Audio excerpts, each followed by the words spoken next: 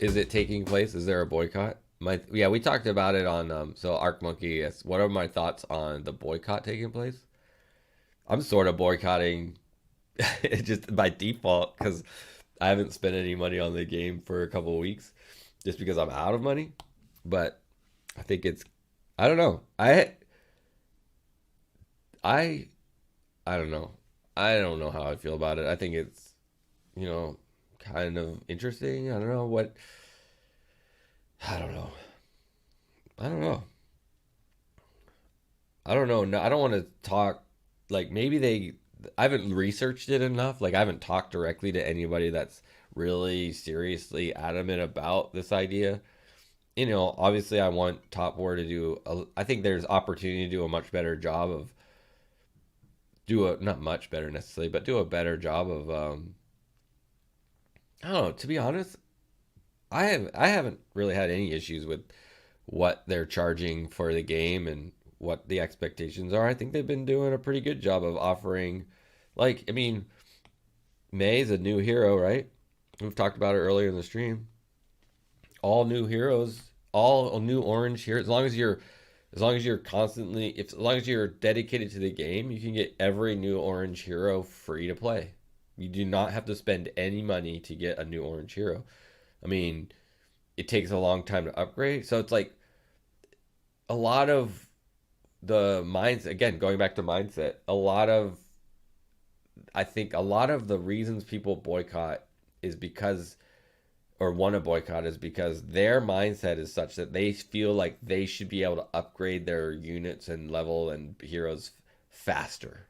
It's like, well, no, it's like just play the game, and when you eventually get to that point, because the problem is those people that have spent thousands and thousands of dollars on the games has skewed the curve of what it means to play this game.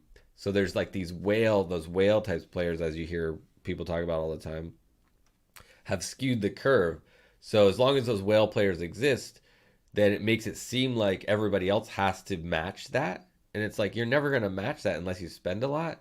And then you get these conversations about, oh, let's boycott because these whale players have skewed the curve and we want to be able to do more.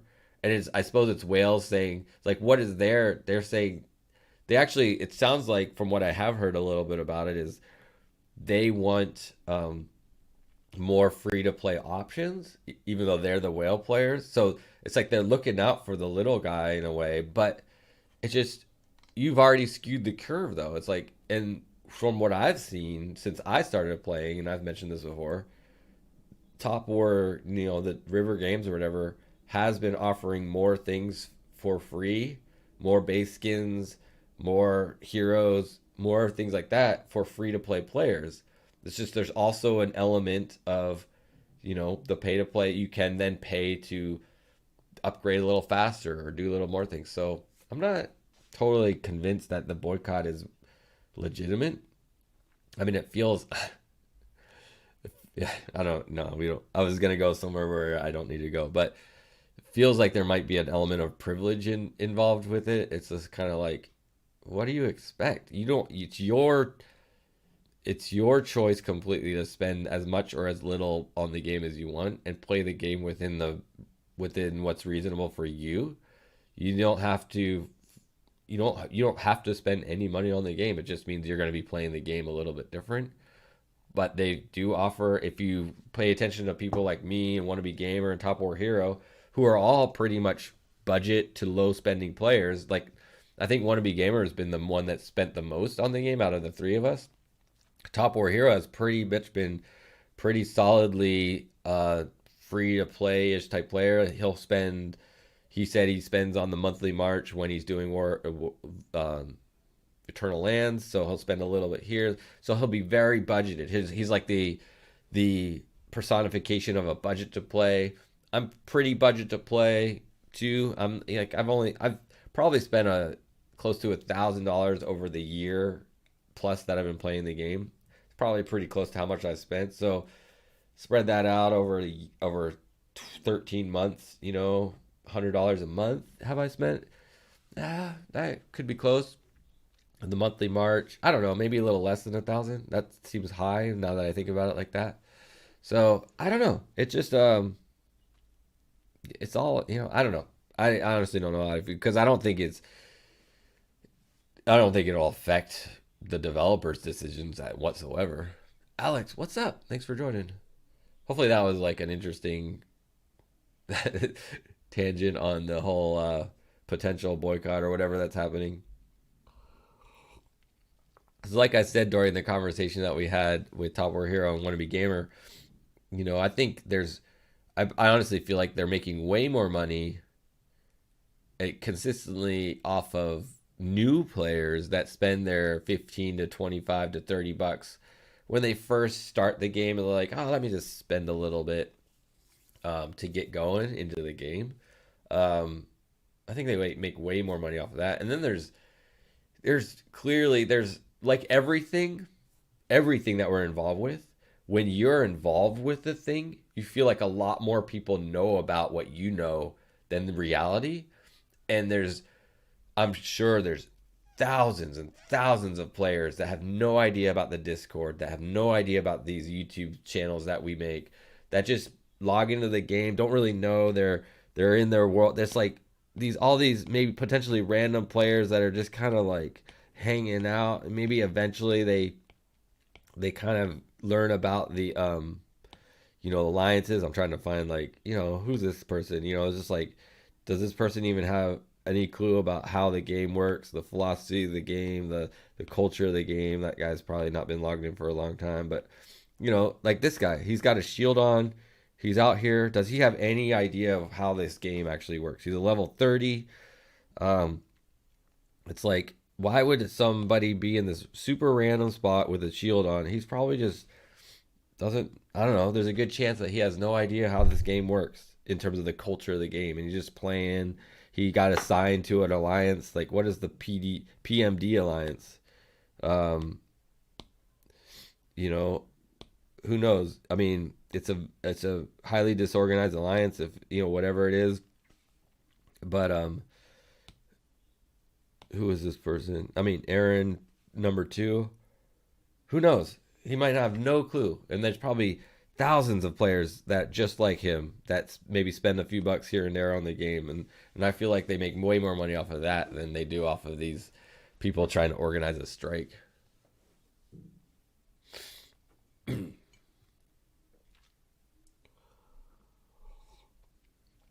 Or um if you're patient, because they're I'm so which of the new orange heroes? So Raymond says, the problem is you have to buy the exclusive skill. So, or just be patient, because eventually, won't they show up in the exclusive skill store? Like, which of the orange heroes do not have exclusive skills in here? Um,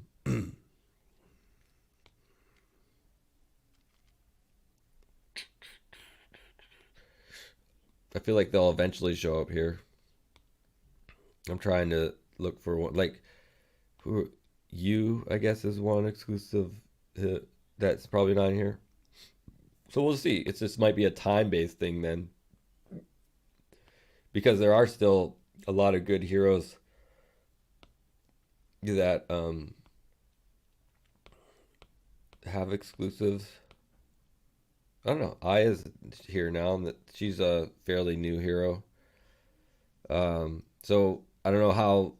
It's like 914 is fairly new. The Couture is fairly new. So eventually, I imagine they'll just end up in the exclusive skill store. But it's impatience, I guess, is the main thing. I mean, I'm totally willing to concede the idea that I don't know what I'm talking about. Maybe they have good points that I'm just not aware of. But I have a hard time with, you know, I don't know, asking for more than you really need to. It's like, if you don't want to spend money, don't spend money.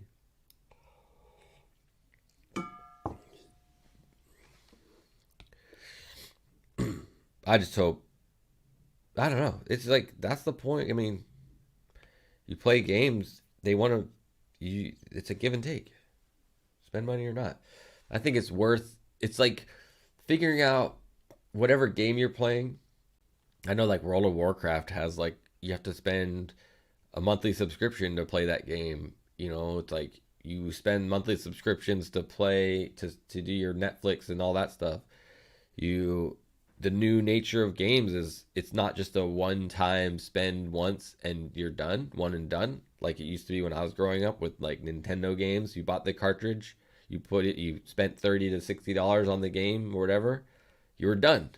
You played it till it was done, you played it over if it was fun, you're done. But nowadays, the way games work, all games pretty much, like every game nowadays, there's an option to spend more once you've bought the initial game. Um, Breath of the Wild for Nintendo, even though there isn't like in-game boxes and stuff, in-game things, there is DLC content where you spend another 20 after the first 60 that you spent. So you spent to do another round of the. So there's always going to be some option to spend on the games, more on the game. So it's just the way games work now. So it's just you personally deciding if you're going to get involved with a game, going like, what are you willing to spend? And just going, let me budget to make sure I spend that much on only that much and decide how I spend that. So it's like if you said, I want to spend $20 a month on this game, you say, okay, I'd spend 15 on the monthly March. That gives me another $5. Let's go. Let's go and spend that two of that $5 right here, so I can at least get a level one exclusive skill for May right out the gate. So it's just deciding, like, again, going back to mindset. What is your mindset on what you personally want to afford to put into a game? Feeling like, is this game worth spending any money on? Because you can totally play this game free to play straight out the gate. There's a lot of things you can still do with it free to play. Or you can say, I'm willing to spend some money, and how much am I willing to spend per month? I mean, nowadays, you don't necessarily even have to do the monthly March. I think it's pretty worth it because you get those gems. But now that they opened up that extra March in the new tech tree, you don't even have to spend the monthly March. You can get gems if you're diligent by just tapping this every 5 minutes. And I never make it through all 20 of them or whatever they give you because it's just hard to remember. But anyways, yeah, so it's just another mindset thing. And obviously I'm willing to spend $30 a month on the game at minimum because I'm buying the monthly card for both my accounts. So I'm spending $30 a month on the game when I missed this last month. So, but and then I'm willing to spend on certain events the $5. So I don't know. And then I'm willing to spend maybe 100 if a hero comes along that I need that hasn't been out for a while, like, or that I want, like Amalia. Like I want to get Amalia on my other account if I can get her, if they release her.